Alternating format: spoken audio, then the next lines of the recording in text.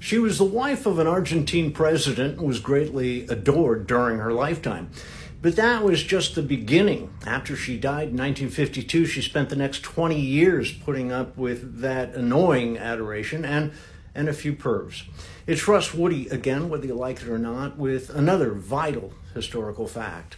Eva Perón was the wife of Argentine President Juan Perón, who ruled the country from 1948 until 1954. She was called by some the spiritual leader of Argentina and was deeply loved by the working class. When she died at age 33, Argentina plunged into deep mourning, and her husband was so distraught that he paid a physician, Dr. Pedro Era, over $100,000 to replace the corpse's blood with glycerin, preserving all of the organs and tissues and creating a durable, lifelike appearance. Sweet.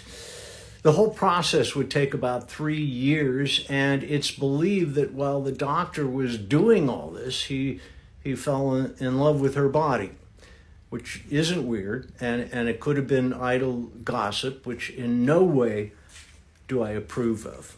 So while Eva and the doctor were getting it on, Perón's government was overthrown by a military coup. Perón had to escape to Spain, leaving his wife's body behind in Argentina.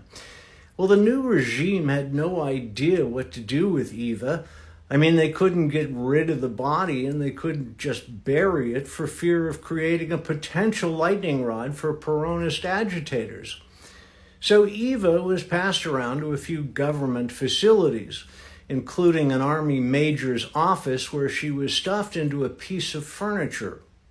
There were as well stories about some army officers who also fell in love with her and might have had sex with her, but again, idle gossip.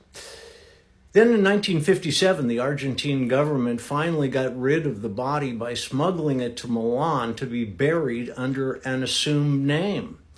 There, Eva managed to stay celibate until 1971, when she was discovered, exhumed, and taken to Juan's home in Spain.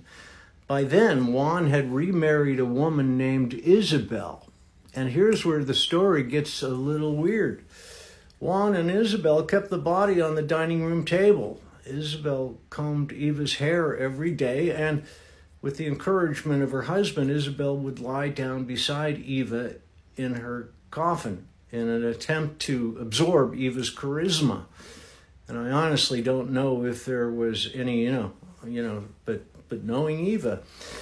Along comes 1973, and Juan was reelected as Argentina's president.